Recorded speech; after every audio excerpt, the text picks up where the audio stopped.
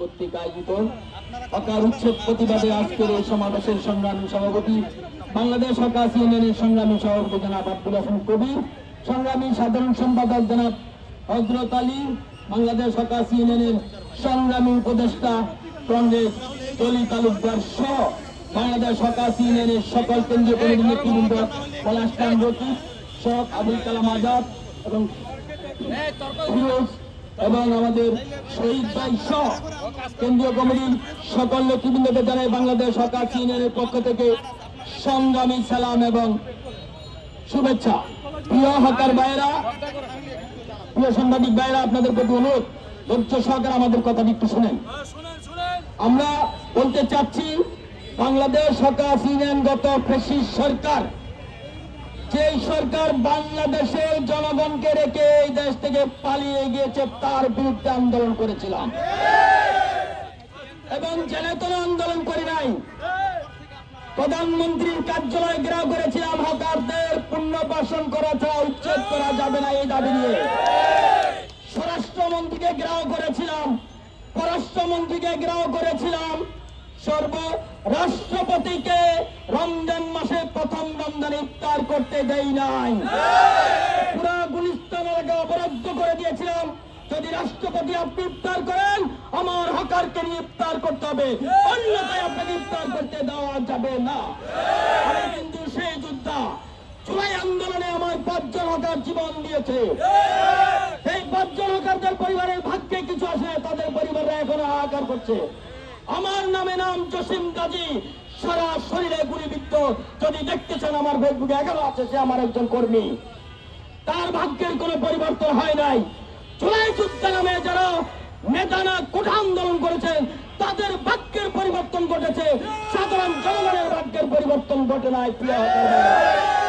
এই 2 বছরে কোটি কোটি টাকা এই জুলাই যুদ্ধকে বিক্রি করে কামিয়ে নিয়েছে কিছু সংখ্যক নেতৃবৃন্দ, যাদের বয়স এখনো 28 বছর পূর্ণ হয় নাই, তারা পার্লামেন্ট মেম্বার হয়ে গেছে। তাই প্রিয় হকার ভাইরা, বুঝতে হবে, আপনাকে আমাকে নিয়ে কেউ ভাবে না, তারা তাদের ভাগ্য নিয়ে ভাবে। তাই আমার আজকের অনুরোধ থাকবে, আমরা সরকারের উচ্চ পর্যায় থেকে কোন প্রকার নির্দেশনা পাইনি হকার উচ্ছেদের। ডিসি ট্রাফিক ডিএমপি ওনারা 2 দিন আগে একটা নোটিশ দিয়েছে, 28, 29, 30 তারিখে 1 তারিখ থেকে হকারদের উচ্ছেদ করা অভিযান চলবে। তারা বলেছিল প্রাথমিক পর্যায়ে 5 তারিখ পর্যন্ত উচ্ছেদ অভিযান বলবৎ থাকবে।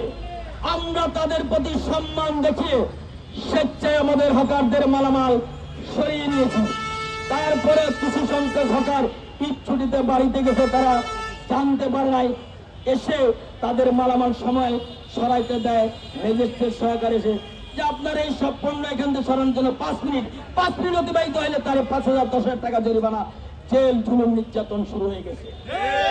5 মিনিটে একটা লেবারও তো মাথায় বোঝাটা উড়ে দেয়, 5 মিনিট চলে যায়, তার মালগুলা কিভাবে সরায়, তাকে জেল, জুলুম, জরিমানা। আমরা আজকে 6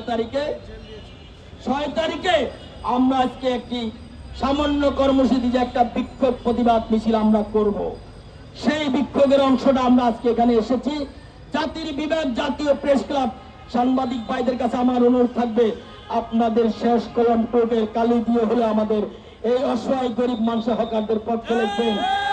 কারণ হচ্ছে, জার্নালিস্ট শুধু আপনারা সকলে হন নাই, আমার সন্তান ঢাকা ভার্সিটি, আপনি সিদ্ধেশ্বরী ভার্সিটিতে আমার বড় ছেলে পড়ে 3rd ইয়ারে অনার্স, আমার ছোট ছেলে ইন্টার পাস করেছে উইলস থেকে। তাহলে আমি হকার হতে পারি, আমার ছেলেদেরকে অশিক্ষিত কিন্তু রাখি নাই। এরা যে আগামী দিনে জার্নালিস্ট হবে না, কিংবা স্বরাষ্ট্রমন্ত্রী, পররাষ্ট্রমন্ত্রী, প্রধানমন্ত্রী হবে না, এর কি নিশ্চয়তা দিতে পারেন? সাজ্জে সালামরা যদি এদেশের এমপি হতে পারে, আমার ছেলে কেন এমপি হতে পারবে না? হাসান আব্দুল্লাহর ছেলে রাজমিস্ত্রি ছিল, তার বাবা, সে যদি সংসদ সদস্য হতে পারে, আমি হকারের ছেলে কেন সংসদ সদস্য হতে পারবে না? আমার হকার এখানে এমন হকার হারুন, তার মেয়ে এই জাতি আসেন, ওনার মেয়ে বিসিএস ক্যাডার, ওনাকে যখন গ্রেপ্তার করেছিল আওয়ামী লীগ সরকারের আমলে, আমি পল্টন থানায় গিয়ে বললাম, ওনার মেয়ে বিসিএস ক্যাডার, আপনার দেশের, আপনি এলাকার এসপি, ওনাকে পরে ওনার মেয়ে এসে সারাই নিয়ে চলছে পুলিশ থেকে। তাহলে আমরা হকাররা কিন্তু কোনো অংশে পিছিয়ে নাই। অনেক মুক্তিযুদ্ধ করেছেন, তার কোনো কর্ম নাই। সে বিকালবেলা হেঁটে হেঁটে রুমাল বিক্রি করে, টুথপেস্ট বিক্রি করে, ব্রাশ বিক্রি করে। এই দেশ কি স্বাধীন করেছিল তারা এই জন্যই, ব্রাশ বিক্রি করার জন্য? তাদেরও ভাগ্যের পরিবর্তন হয় নাই। তাই আমি বর্তমান বাংলাদেশের প্রধানমন্ত্রী জনাব তারেক রহমানকে অনুরোধ করব, এই জুলাই আন্দোলনে আপনি বিদেশ লন্ডন থেকে অংশগ্রহণ করেছিলেন। বিগত 17 বছর আন্দোলন সংগ্রাম করতে গিয়ে ফ্যাসিস্ট আওয়ামী লীগ সরকারের 65 মামলার আসামি হয়েছিলাম আমি। আজকে আমার গভর্নমেন্ট ক্ষমতায়, আমাকে ব্যবসা ছেড়ে উচ্ছেদ করতে হলো 2 মাসের মাথায়। অত্যন্ত দুঃখজনক ব্যাপার। এই হকারদেরকে নিয়ে আন্দোলন সংগ্রাম করেছিলাম হাসিনার বিরুদ্ধে।